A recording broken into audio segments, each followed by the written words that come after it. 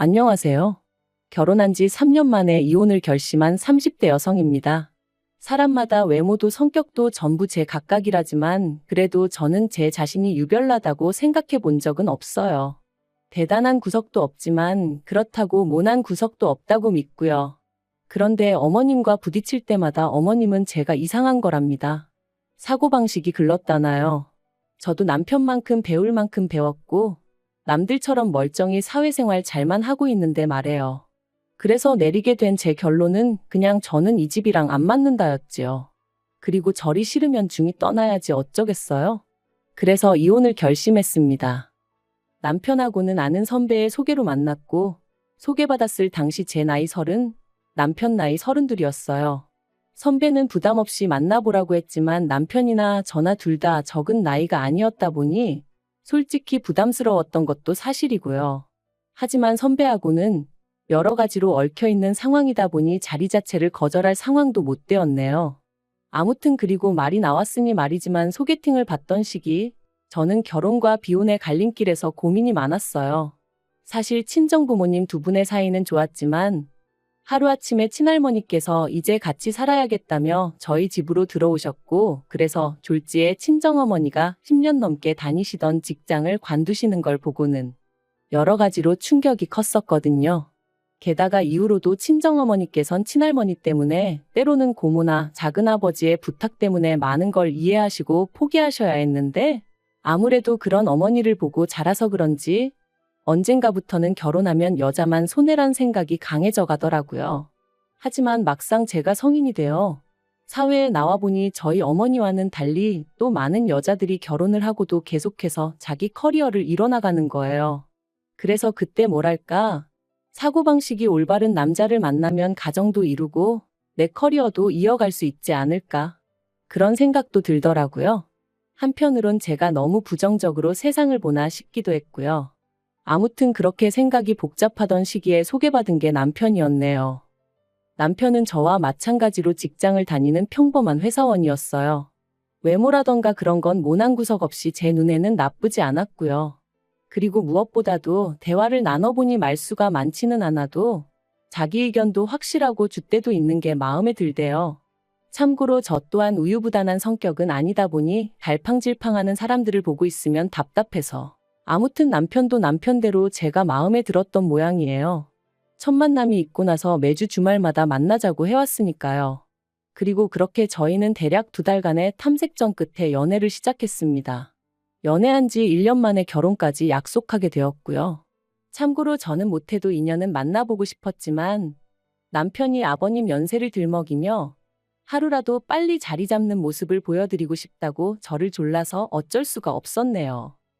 그런데 어이없게도 남편의 성화로 서두르게 된 결혼임에도 불구하고 결국 시댁으로부터 제대로 된 지원은 받지 못했어요.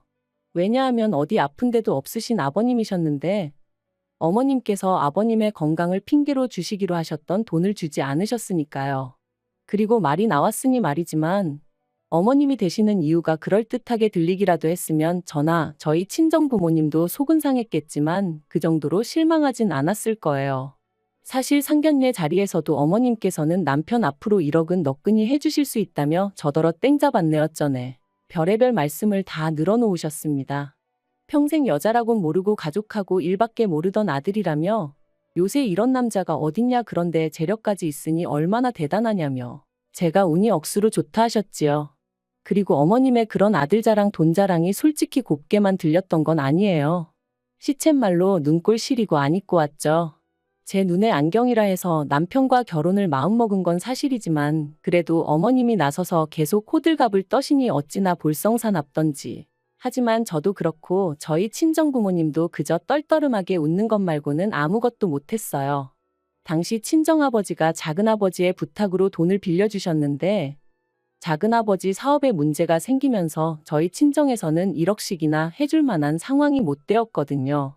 그런데 어이없게도 막상 청첩장이 나올 때까지 어머님은 이런저런 핑계로 돈을 주시지 않으시더니 결국 결혼식 2주 전 저를 불러 앉혀놓고 하시는 말씀이 아버님 연세를 생각하면 지금 당장 쓰러지셔도 이상할 게 없답니다. 그리고 그렇게 되면 병원비며 이것저것 한두 푼 들어가는 게 아닐 텐데 그때 돼서 저희한테 손 벌리고 그러면 저희도 그렇고 어머님 아버님도 얼마나 마음이 안 좋겠냐대요.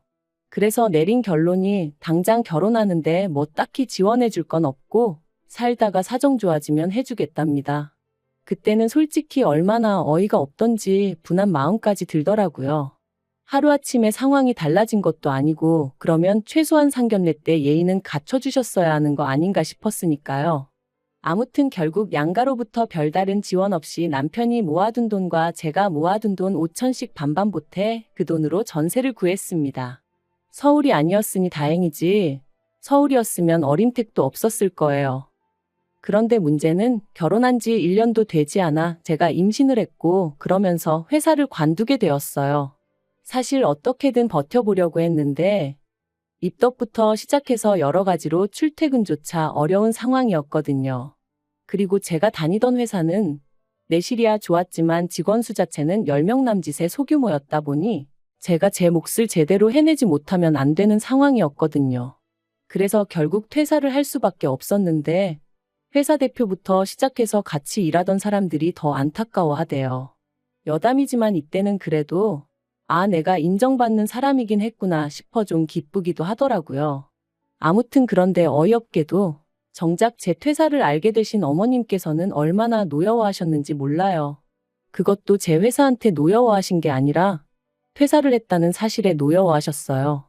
말씀하시길 제 조건이랄 게 마음에 드는 게 없었지만 그래도 제가 제 밥벌이는 하겠구나 싶어서 허락한 결혼이었다 하시며 그런데 이제 와서 임신했다고 유세 부리냐 어떻게 남편 고생할 건 하나 생각도 안 하고 그거 좀 힘들다고 홀랑 회사를 때려치냐. 너는 그럼 앞으로 내 아들한테 기생해서 살겠다는 거냐. 이거 사기 결혼이다 하시는데 그때 어머님이 하신 말씀은 제가 죽을 때까지도 토시 하나 잊지 못할 것 같아요.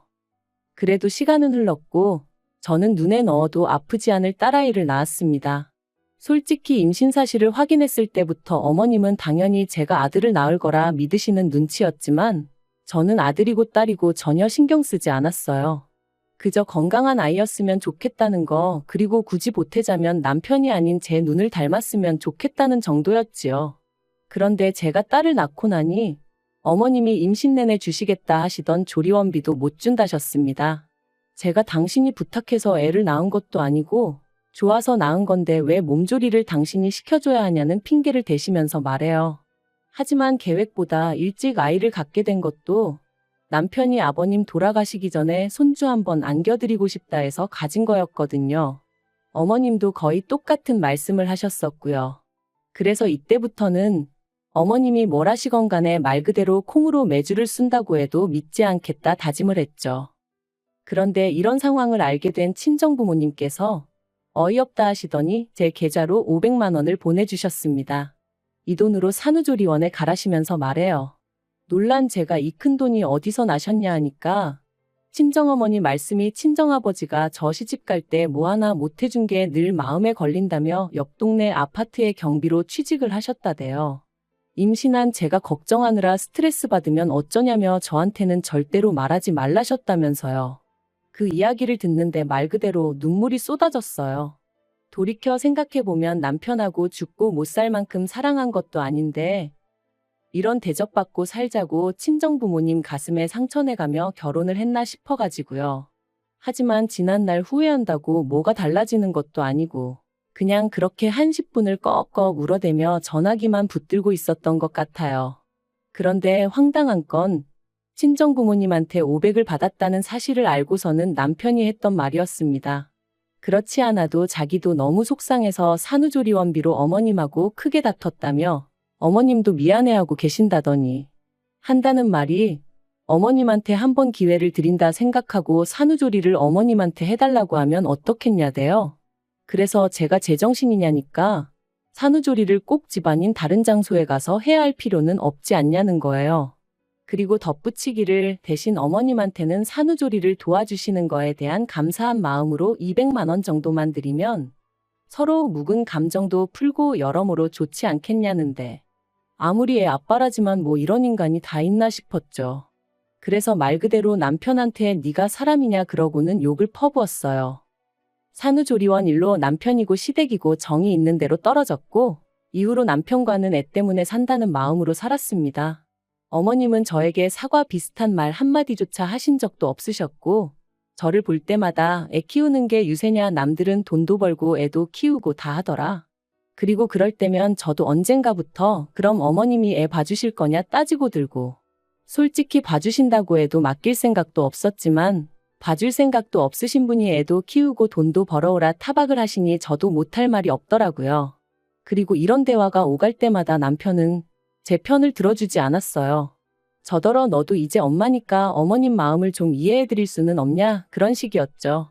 어머님 입장에선 졸지에 외벌이를 하게 된 아들이 얼마나 안쓰러우면 그러시겠냐면서요.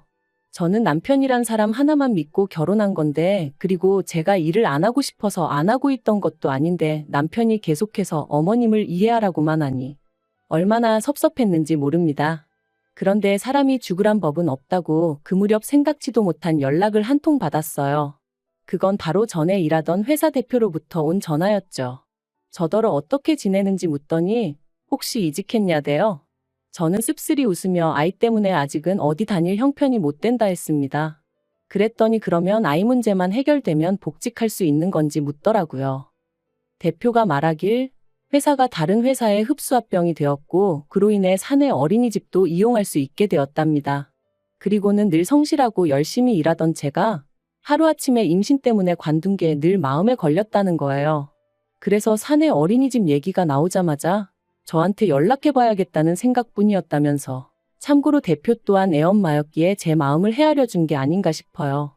아무튼 그렇게 저는 전 직장으로, 하지만 훨씬 더 좋은 연봉과 복지를 보장받고 복직하게 되었습니다. 그리고 그때부턴 매번 네가 빈대냐, 내 아들한테 빨대 꽂았냐, 어쩌냐 하며 막말을 퍼부으시던 어머님도 더는 아무 말도 못하시대요. 남편도 중간에서 제대로 제 편 한번 들어준 적이 없다 보니 말을 아끼는 듯 했고요. 저는 내친 김에 남편에게 살림과 아이에게 들어가는 생활비를 제외하곤 전부 다 각자 관리하자 선포했어요. 누군가는 저더러 남편이 외벌이 할 때는 남편한테 생활비 타 써놓고 너가 돈 벌자마자 태도를 바꾸는 게 말이 되냐 할 수도 있지만 한 번도 생활비 넉넉하게 타 써본 적 없고 남편한테 돈 타서 쓰는 동안 제대로 된 옷 한 벌 사 입어본 적 없습니다. 대부분이 식비와 아이 육아에 들어갔기에 저는 떳떳했고 그래서 각출해서 관리하잔 소리도 할 수 있었던 거예요. 그리고 그렇게 생활을 이어간 지 2년째 되던 해 친정어머니의 환갑이셨습니다. 애시당초 남편에게 별 기대도 없었기에 같이 뭘 해야겠다는 계획도 세우지 않았어요. 아니나 다를까 남편도 저한테 장모님 생신인데 뭐 할 거냐 그런 건 묻지도 않았고요. 하긴 자기 부모님 생신도 제가 말해주지 않으면 깜빡깜빡하는 사람이었으니 뭘 기대했다면 기대한 제가 이상한 거였죠. 아무튼 그래서 친정부모님과 여행 가기 일주일 전 남편에게 친정부모님 모시고 일본에 간다 했어요. 친정어머니가 밥이나 한 끼 먹으면 되지 무슨 여행이냐 하셨지만 그래도 온천 여행이라도 한번 시켜드리고 싶은 게 자식된 제 마음이었거든요. 남편은 심드렁한 표정으로 알겠다 했고 잘 다녀오라 한마디 하대요. 말이라도 나도 같이 가야 되는 거 아니냐, 돈은 있냐 묻지도 않았고요. 기대가 없었다고 말은 하지만 왜인지 서운했던 게 사실이에요. 그런데 지난달 초였어요. 어머님이 연락을 해오셔서는 대뜸 친정부모만 부모냐면서 어떻게 네 부모만 데리고 여행을 다녀왔냐 소리를 지르시대요. 그래서 제가 그게 아니라 환갑이시라 겸사겸사 다녀왔다 했습니다.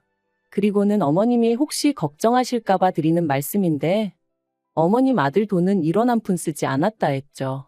하지만 어머님께서는 그래도 그건 경우가 아니라며 화를 내셨고 당신 환갑 때는 아무것도 못했다며 하소연을 하셨습니다. 황당한 건 어머님 환갑 때는 제가 이 집 며느리가 아니었는데 말이죠. 어머님은 저희 친정어머니보다 나이가 6살이나 많으셨거든요. 그래서 제가 그러면 칠순 때 챙겨드리겠다 하니까 칠순까지 얼마나 남았는 줄 아느냐며 무조건 지금이라도 지나간 환갑을 챙겨달라셨어요. 어이도 없고 환장하겠더군요. 그렇게 전화로 1시간 10분을 시달린 끝에 알겠다 했습니다. 그런데 곰곰이 생각해보니까 제가 그걸 왜 해드려야 하나 싶더라고요. 그래서 남편한테 여행은 좀 과한 것 같다니까 저더러 알아서 하랍니다. 자기는 어머님 환갑 때 100만 원 해드렸으니까 이 일과는 상관이 없다면서 말이죠. 그리고 강 건너 불구경하듯 말하는 남편의 모습을 보고 있으니 그동안 어머님과 제가 갈등이 있을 때마다 남의 일마냥 먼 산만 보던 남편의 지난 과거들까지 떠오르면서 더더욱 억울하고 분한 마음이 들더라고요. 그래서 저도 이대로는 못 넘어가겠다. 말 그대로 복수를 해야겠다 싶대요. 그래서 어머님이 저한테 이렇게 주신다며 잔뜩 기대하게 만드셨던 것처럼 저도 여행 일정이며 이런저런 이야기로 남편과 어머님을 잔뜩 들뜨게 만들었어요. 그리고 출발 하루 전날 남편과 함께 어머님 댁에 찾아가 갑자기 사정이 생겨 여행을 못 갈 것 같다고 통보해버렸습니다. 영문도 모르고 같이 간 남편이 눈이 휘둥그레져서 저를 쳐다보더라고요. 그리고 역시나 제 예상대로 말 그대로 난리가 났어요. 제가 당신을 가지고 놀았다면서 세상에 이런 법이 어딨냐 하시더니 약속을 했으면 지켜야지 사람을 뭘로 보고 이런 짓을 하냐면서요. 그래서 저도 지지 않고 저는 어머님 사정을 다 이해해드렸는데 어머님은 왜 저를 이해 못 해주시냐 서운하다 받아쳤습니다. 어머님이 저한테 하셨던 말씀처럼 제가 무슨 빚을 진 것도 아니고 마음 같아선 해드리고 싶었지만 안 되는 걸 어떡하겠냐고요. 그랬더니 어머님도 더는 아무 말씀을 못 하시긴 하대요. 하지만 이 일로 남편 입에서 이혼 소리까지 나올 줄은 솔직히 꿈에도 생각을 못 했습니다. 남편은 그저 저더러 너무하다며 어머님이 결혼할 때 돈 안 해주신 걸로 제가 이렇게 앙심을 품고 있을 줄은 몰랐다는 거예요. 그래서 돈이야 우리 친정에서도 안 해주셨는데 내가 무슨 앙심을 품고 있었겠냐 했습니다. 하지만 이후로 어머님이 돈 가지고 나를 얼마나 서운하게 하셨는지 당신은 알지 않냐고. 그때 맺힌 게 지금 이렇게 터져나온 것뿐이라 했죠. 하지만 남편은 저를 이해하려 노력하기보다는 그래도 어머님이 얼마나 상처를 받으셨겠냐며 제가 심했답니다.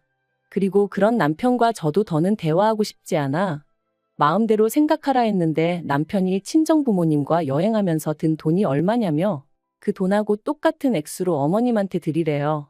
제 잘못에 대한 용서를 구하면서 말이죠. 그리고 그 말을 들으니 앞으로 살면서 이보다 더한 일들도 많을 텐데 그럴 때마다 남편은 제 편이 아니겠구나 싶은 생각이 들면서 이혼하자는 남편을 더 이상 붙잡고 싶지 않아졌습니다. 솔직히 붙잡은 것도 제가 남편이 너무 좋아서 그런 것보단 애 아빠니까 그런 거였고요. 결국 남편과 저는 협의 이혼 중이고 앞으로 한 달 정도면 저희는 완전히 남남이 됩니다.